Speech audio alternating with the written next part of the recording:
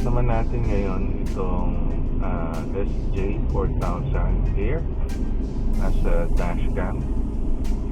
Check pa natin kung malinaw pa yung video niya. So ang setting nito madali lang naman. So para magamit natin itong as a dashcam, so kailangan lang natin iset yung camera sa driving mode. So pag kinabit natin to sa ating cigarette lighter with a cable, when you turn on the engine, automatic siya mag-video. And yung loop recording, it's your option. You can set it to 2, 3 or 5 minutes. I'm not really sure on how it works, pero from my understanding, based on the reviews, I think 2 minutes continuous siya. And then if you choose 2 minutes siya continuous recording, and then mag-stop siya, and then papatungan niya uli yung oldest na video. Ayan. So at I did, tinanggal ko muna yung battery. So magana naman siya kahit wala siyang battery, as long as nakakabit siya sa cigarette lighter. Tapos yung video resolution ko is only 180p, 60 frames per second.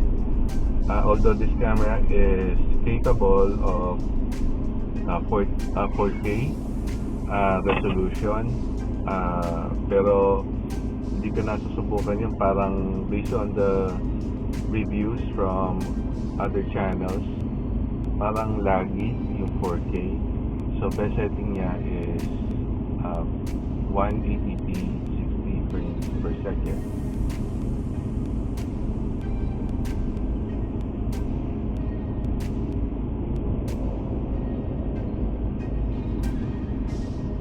Alright, so ang ginawa ko lang naman, bumili ako ng plastic frame na SJCAM original. And then meron akong mount from my old dashcam, doon ko lang kinabit. So nag-DIY lang ako. So para para naman pwede ko ring tanggalin yung itong SJCAM if I wanna use it outside of the vehicle. Yeah. Like for instance, motovlogging, daily vlogging, kung punta ka ng beach, yeah. Or yun, sa beach yan, underwater swimming, yan. Hindi natin may case naman kasi maraming case yan. So waterproof case yan na kasama, saka marami siyang kasamang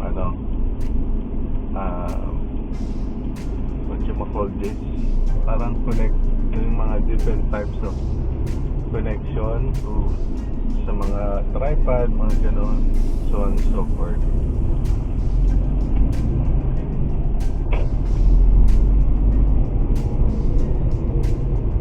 So okay ba ang quality sa inyo? I highly suggest when you're watching this video, i-change yung setting nyo sa YouTube to 180p, para ma-appreciate yung quality niya.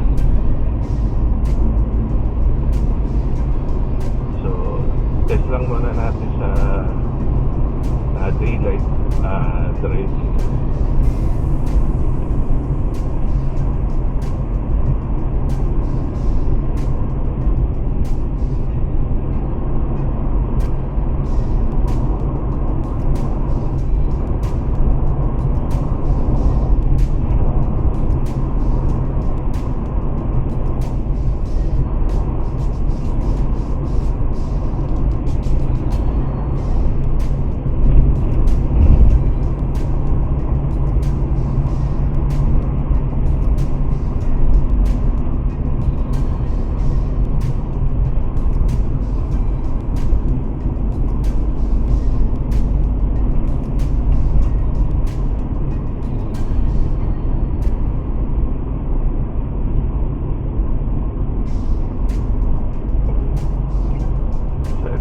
wifi nakakabit sa phone ko, so nakikita ko yung image.